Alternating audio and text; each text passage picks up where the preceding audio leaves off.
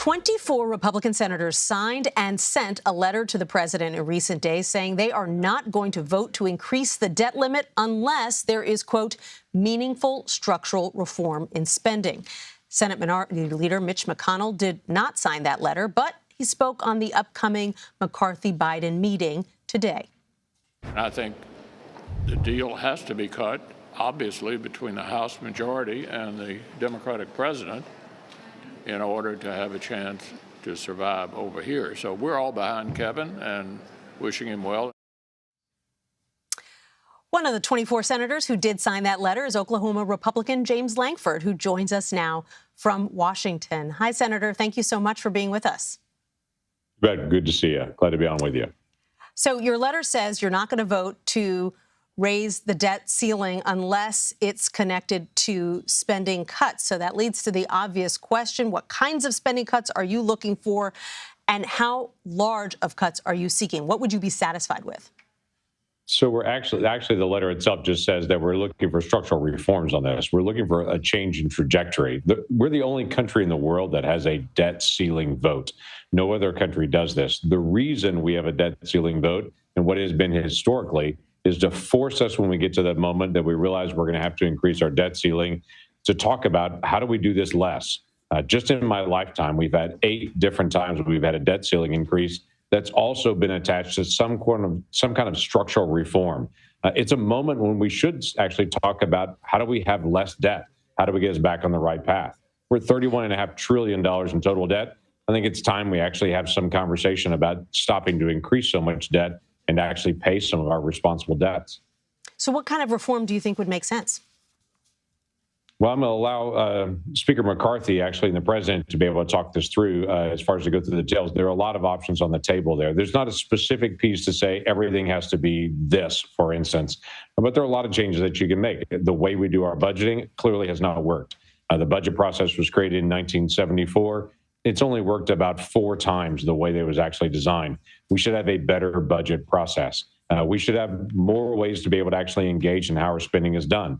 We should end government shutdowns. I have a bipartisan bill with Senator Maggie Hassan to talk about ending government shutdowns. That should be a part of this, to say, let's not have a government shutdown that just spends more money. It causes chaos around the country and around the world, quite frankly. Let's actually talk about how we deal with spending, but not have a shutdown in the process. So some of just structural reforms of how we do things. We've got to at least talk about these things. We shouldn't just ignore it and pretend it's just going to get better someday. We've got to actually talk about it. Would you be content with a process that ends up doing away with the need to raise the debt limit altogether? Well, there's a lot of things that we've talked about this. I have a proposal on dealing with the debt limit itself to say if we have actually we're reducing our deficit, in other words, we're headed the right direction, we wouldn't have to have debt ceiling votes. But if we're increasing our debt, we would.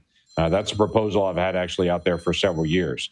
Again, there's lots of different ways to be able to get to this, and we're glad to be able to have the open conversation, and we're hopeful that President Biden acknowledges what is obvious to the rest of the world.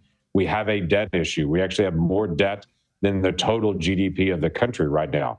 We've not had that since World War II. This is a big issue to us. We've got to be able to find a way to be able to change this. Quite frankly, it's responsible for Americans, but it's responsible for the whole world. We are the superpower of the world. We need to act like it, and part of that is paying our own bills. There's no question that the debt is enormous and it continues to grow. But there are a lot more economists out there saying that they are concerned about the problems associated with a default than there are economists who say they have immediate concerns about the debt itself and what it could do to our economy. So are you worried that that we are being set up for such brinksmanship here in Washington? You've got Speaker McCarthy meeting with the president tomorrow saying he is not going to go along with raising the debt limit unless there are significant spending cuts. How concerned are you that we do get to the brink and that U.S. credit gets downgraded? Well, I would definitely hope that doesn't occur. That's not the target for anyone. I don't know of anyone that is trying not to pay America's debts. That's a responsible thing to be able to do. We have to be able to pay our debts and be responsible for the way that we handle it. But we can't just say in the short term we don't want to have a problem and ignore the long-term reality that we all know is coming. You can't add infinite debt, whether you're a family, a business, or a nation, and assume there's not some sort of long-term consequences. And my conversation with my colleagues is, when is the right time to talk about this? It never seems to be the right moment. It always seems to be, well, we can't talk about it now. We'll have to talk about it later. With $31.5 trillion in total debt, when is the moment to talk about it? It wasn't the last debt ceiling. It wasn't the debt ceiling before that. It wasn't the debt ceiling before that. At what moment do we actually acknowledge the reality and say, let's talk about this? So we do have to deal with short-term consequences. We can't have default, but we also need to deal with long-term consequences. You really do have accelerating inflation, all kinds of other fiscal issues that occur when you have this kind of heavy debt load. Got it. Senator, I want to switch gears and ask you about immigration. You were part of a bipartisan delegation that went to the southern border earlier this month.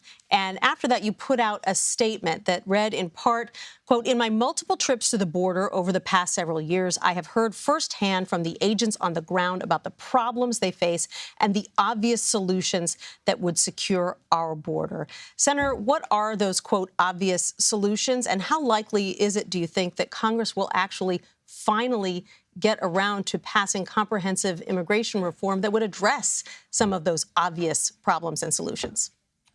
Yeah, so you really have two issues here. You're separating up what the administration could do right now, and then also what Congress has got to do that is undone on this. Both those deal initially with asylum. The way that we handle asylum is different than anyone else in the world on this, and it is not a consistent way to be able to deal with this. A lot of people think the people that are coming across our southwest border are folks that are fleeing poverty and persecution from Central America, but they're literally people from all over the world. When we were in Yuma, Arizona a few weeks ago, there were more people crossing at Yuma that are from Uzbekistan than there are from El Salvador. We have people from all over the world coming at all times of the day and night. When I was in El Paso a few weeks ago, we watched Mounted Patrol actually arrest a couple of Chinese nationals that were running across the border in the night. We don't know why they were coming or what their background is. We have no other information about them.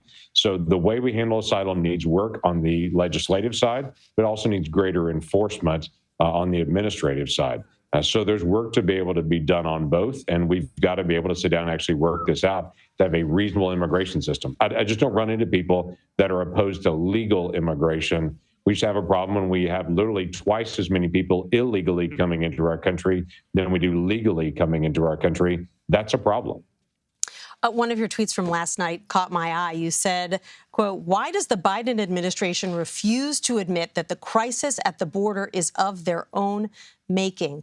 Senator, the problems at the border have stretched back decades. So what did you mean by that, the fact that the problems at the border are the Biden administration's fault? So let me take this as straightforward as I can. If I take the last 3 months of the Biden administration, there are more people that have illegally crossed the border in the last 3 months than there were in the highest year under the Obama administration. The Obama administration was both doing deportations in the country, people that were criminally here. They were doing the normal process with the courts, as well as doing their best to try to enforce the border. The Biden administration, day one, came in and said, we're not going to do deportations. We have record low numbers of people being deported, even people that a court has ordered them to be removed, that the Biden administration is not actually removing them. That sends a signal to people that are cartels and others around the world that this is the time to move people in the country. The very loose enforcement on the asylum rules have not been done by any previous president. So this is a problem of the Biden administration's own making. They can change the trajectory, and you don't have to even compare it on the Trump administration. Go to the Obama administration and see how different the border was enforced during that time period to be able to see how different it is now. The high time during the Obama administration was just over 500,000. We've exceeded that in the last 2.5 months, just under this administration. So it is something that's a policy issue. It's not just a process issue. We've seen people illegally cross, but never in these numbers. Well, Senator, I really appreciate your time today, especially because we're on the eve of the National Prayer Breakfast, something that's very important to you, and you're integral in its success. So thank you so much for joining us today.